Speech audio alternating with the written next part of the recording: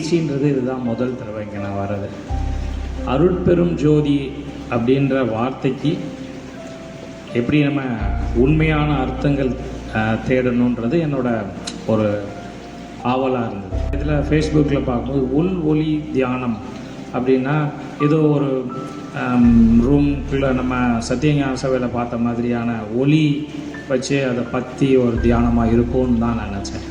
ஆனால் இங்கே வந்ததுக்கப்புறம் தான் நான் நினைக்கிறது வேறு. இங்கே அதாவது பெருமாள் வள்ளலார் ஐயா சொல்லி கொடுத்துட்டு போகிறது வேறு அப்படின்றத நான் புரிஞ்சுக்கிட்டேன் முதல்ல.